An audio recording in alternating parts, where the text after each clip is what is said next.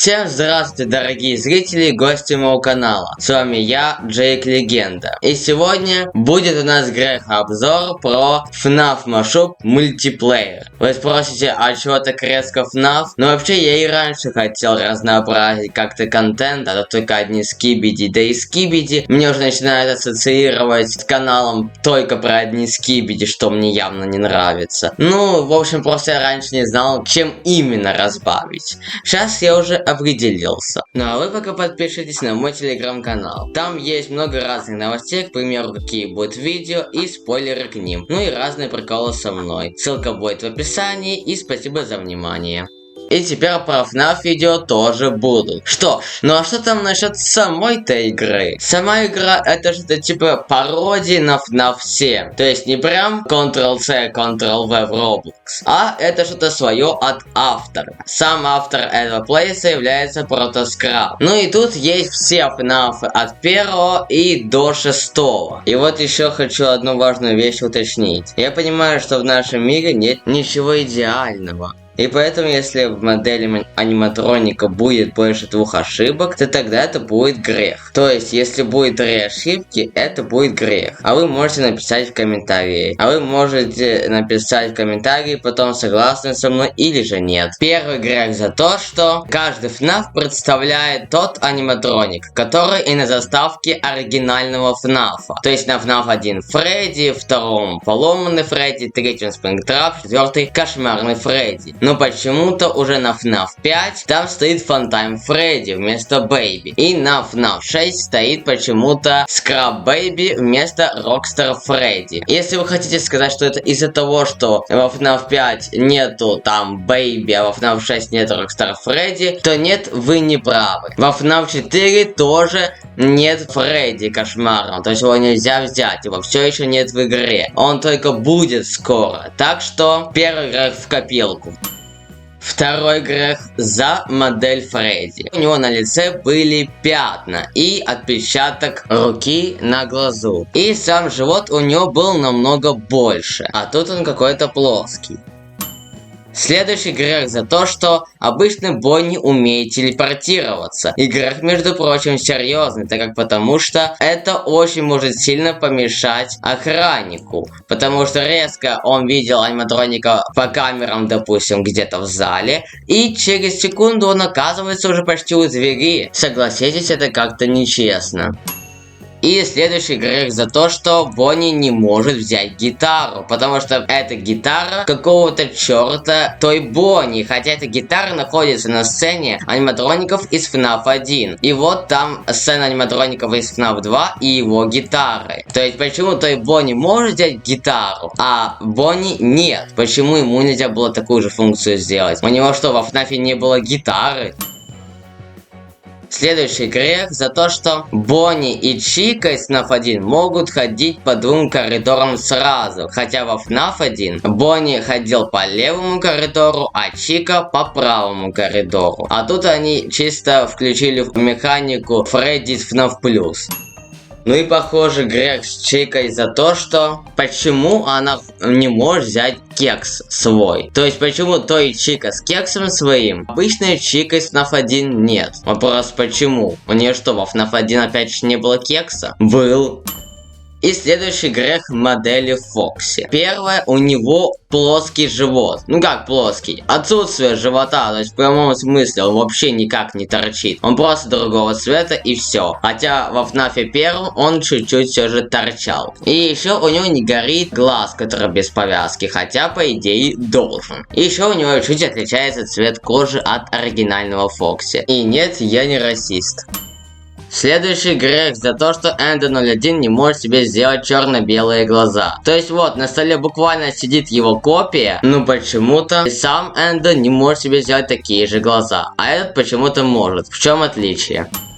И еще один грех, в принципе, по той же схеме. Почему все аниматроники из FNAF 1 не могут себе сделать черно-белые глаза? Знаю, что во FNAF 1 так умели все, кроме Фокси. Следующий грех за то, что поломанный Бонни может к своему поломанному лицу прикрепить маску той Бонни. Вопрос, каким образом это вообще у него выходит, я не знаю, так как потому что крепежи явно совсем другие, так как потому что это разные аниматроники из разных, временных эпох, серьезно. И еще Бонни может себе прикрепить полностью новую руку. Запомните, новую. Но почему-то, когда он ее надевает, она не может вообще никак двигаться. Когда ходит, когда ползет, и даже не тогда, когда он атакует охранника. Как будто парализовала нафиг. Да и еще один грех за то, что как вообще аниматроники имеют познание все такие прикреплять конечности в таких условиях, да и еще за такое маленькое время. Это, конечно, не влияет на сложность игры и на геймплей, но, знаете, тоже не поддается никакой либо логике.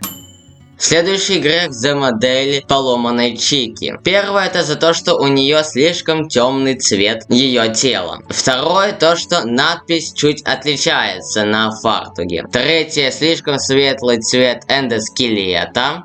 И четвертое это маленькие повреждения на ногах. Следующий грех за модель Фокси. Первое. Почему его эндоскелет настолько светлый? Второе. Почему у него вообще горят глаза, когда в оригинале у него они вообще не горели? Следующее это то, что у него светлый круг. И последнее это то, что у него очень сильные повреждения ног.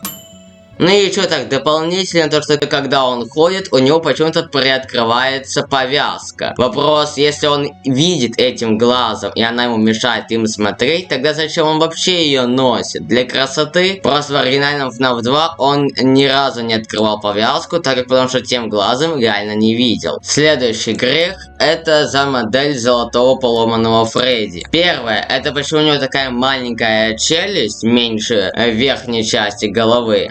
Второе, белые зубы. Третье, другой оттенок тела. Следующий грех за модель той Фредди. У него слишком светлый оттенок тела, маленькая нижняя челюсть, плоские щеки, квадратные соединители частей конечностей, горят почему-то глаза. И носовая губная складка состоит в маршрупе из одной части, а в оригинальной версии она сделана из двух. Следующий грех за то, что той Бонни может зайти в офис не только с вентиляцией, как во FNAF 2, ну и с обычных проходов в офис, что является даже серьезным грехом, так как влияет на геймплей и сложность игры. То же самое той Чика. И, кстати, два аниматроника могут так делать, значит и два греха. Следующий грех за модель той Бонни, так это то, что у него щеки плоские, плоский живот и квадратные соединители конечностей. Следующий грех за модель той Чики. Первое, у нее слишком светлый цвет тела. Второе, это плоские щеки. Третье, это квадратный соединитель частей. И последнее, это то, что у Чики верхняя часть ног должна быть больше нижних. Но в игре они почему-то одинакового размера. Следующий грех, так это за Shadow Freddy, потому что во FNAF 2 он просто был пасхалкой и появлялся в одной комнате в виде статуи, просто пасхалка. Но тут почему-то он целый аниматроник, который еще, кстати, умеет ходить почему-то, хотя он только в игре сидел и телепортировался. А во-вторых, он может атаковать охранника, делая ему плохо, и даже убивать его, что является еще одним отдельным серьезным грехом. Да и предыдущий то, что Shadow Freddy аниматроник, тоже серьезный грех, так как это влияет на сложность игры. А еще грех за то, что Shadow Freddy в сидячем положении делает скример охранник, хотя умеет стоять. И еще один грех за то, что почему он не умеет телепортироваться, если в игре было показано, что он телепортировался, но тут почему-то он не умеет. Даже вот обычный Бонни умеет из FNAF 1. Вот это я, конечно, понимаю, суровый персонаж. Собрал в себе целых 4 греха. Да и плюс механика и геймплей аниматроника высосаны из пальца автора. Ну, Протоскраб прям постарался, молодец на самом деле. Да и то же самое с теневым Бонни. Еще один аниматроник высосанный из пальца механикой и геймплеем его. В игре он просто появлялся в виде статуи в офисе, причем очень высокой. В игре он уже с высотой обычного той Бонни Бонни и умеет даже атаковать охранника и даже убивать.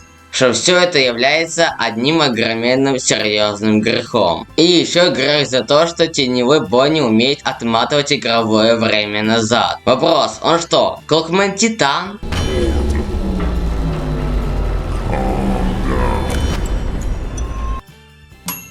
И еще, кстати, вот что я заметил. То, что значит теневых аниматроников он просто высосал из пальца, им способности, механики и так далее. А вот как сделать из FNAF 3 Shadow Phantom Freddy, который появлялся тоже в офисе, очень редко, но появлялся. Но почему-то его он уже не сделал. Хотя можно было сделать его очень интересным в плане геймплея. Допустим, у игрока был выбор появиться с краю левой части офиса и правого. И охранник должен его как можно быстрее найти и фонариком присветить. А если он не успеет, то тогда он ему сделает полувьетнамские, полуфнавские флешбеки, и у охранника отнимется 50% кислорода, допустим. То есть, почему нет? Было бы очень прикольно, и как по мне, можно было бы очень сделать напряженного аниматроника. То есть, значит, Shadow Freddy он высосал из пальца, а его он не сможет? Ну, думаю, вполне себе. Хотя есть у меня такая теория, что он его не добавил, потому что из-за освещения в FNAF 3 кажется, как будто он другого цвета. Еще, кстати, грех за Endo 01 и Endo 02, а именно за то, что они вдвоем могут убивать охранника и атаковать, при том, что вдвоем появлялись в обоих FNAF как просто пасхалка на карте и ничего больше.